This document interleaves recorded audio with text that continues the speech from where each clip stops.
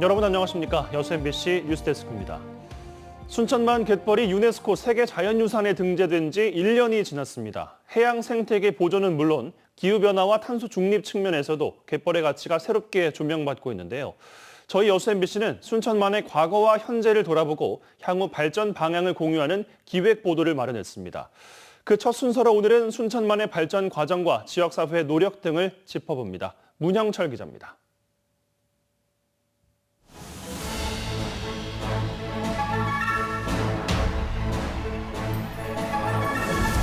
국내에서 가장 넓은 갈대 군락지와 광활한 갯벌을 품고 있는 순천만. 노랑부리 저어새 등 국제 희귀종 25종을 포함해 250여 종에 달하는 조류들의 서식지이자 다양한 동식물들이 자생하는 생태계의 보고입니다. 이렇게 갈대가 넓게 펼쳐져 있는 데가 사실 많지 않으니까 그런 부분도 되게 좋았고, 여기 살고 있는 그런 철새막 이런 것도 많이 볼 수 있어서. 순천만 보존이 첫걸음을 뗀 건 지난 1990년대. 동천 하류 정비 사업의 일환인 골재 채취로 갈대숲이 사라질 위기에 처하자 시민들을 중심으로 반대 운동이 시작돼 지역사회 전체로 퍼져나갔습니다. 그때 한 10여 년간 국내 워크샵, 국제 포럼 이런 게 많이 열렸고요. 그때 나왔던 이야기들이 지금의 순천만을 만드는데 어떤 큰 토대가 되었다.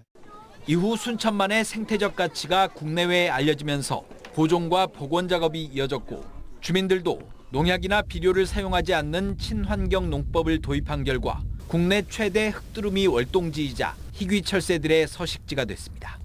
흙들이가 대가를 주고 가요. 분비물 같은 거 싸가지고 다 거름이 그냥 자연적으로 돼버려. 그러면 땅심이 아주 높아요. 2006년 국내 연안 습지 가운데 최초로 국제환경협약인 람사르 협약에 등록된 순천만은 생태적 다양성과 중요성을 세계적으로 인정받아 지난해에는 유네스코 세계 자연유산에 이름을 올렸습니다. 영생식물 종 다양성이 뛰어난 지역이고 다양한 멸종위기 철새들이 서식지로 활용하고 있다. 이러한 점들이 이 유산은 인류 미래를 위해서 보존해야 할 가치를 갖고 있구나. 국내 갯벌이 1,300만 톤의 탄소를 저장하고 있고 연간 승용차 11만 대가 내뿜는 양의 이산화탄소를 흡수한다는 연구 결과까지 발표되면서 기후변화와 탄소 중립 차원에서도 순천만의 중요성이 더욱 강조되고 있는 상황. 오는 11월 순천에서는 세계유산으로 등재된 갯벌의 가치를 재조명하는 국제 심포지엄과 전 세계 60여 개국이 참여하는 조류박람회가 잇따라 열릴 예정입니다. MBC 뉴스 문형철입니다.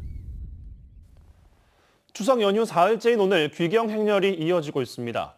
한국도로공사 광주전남본부는 오늘 저녁 8시를 기준으로 광주에서 서울까지 4시간 20분, 목포에서 서울까지는 5시간이 걸릴 것으로 예상된다고 밝혔습니다. 오후 한때 정점을 찍었던 교통체증은 오늘 밤 늦게부터 차츰 해소될 것으로 전망되고 있습니다. 도로공사는 오늘 하루 광주 전남에서 38만여 대의 차량이 이동할 것으로 내다봤습니다. 추석 연휴 동안 여수 일부 지역에서 수돗물이 공급되지 않아 주민들이 불편을 겪고 있습니다. 여수시에 따르면 연휴 첫날인 9일부터 돌산읍 군내 신봉면에서 남면 화태도까지 400여 가구가 수돗물을 제대로 공급받지 못한 것으로 파악됐습니다. 귀성객과 관광객이 몰려 물 이용량이 급증하면서 일시적으로 용수 공급에 차질이 빚어진 것으로 보입니다. 또 율촌면 연화마을과 중산마을 등도 누수로 인해 수돗물이 나오지 않은 것으로 확인됐습니다. 여수시는 해당 지역에 생수를 긴급 공급하고 급수차를 지원했으며 율촌면은 복구 작업을 마쳤다고 밝혔습니다. 최근 여수와 고흥 사이에 섬과 섬, 육지를 잇는 다리가 개통하면서 관광객이 몰리고 있습니다. 여수까지 이동해 다시 배를 타고 고향을 찾았던 사람들도 한결 편하게 가족을 만날 수 있게 됐습니다. 유민호 기자가 취재했습니다. 사남매 가족이 한데 모여 초록색 감을 나눠 먹습니다. 어머니가 생전 심어둔 감나무는 추석마다 풍성한 열매를 맺습니다. 여수 화정면에 자리한 낭도.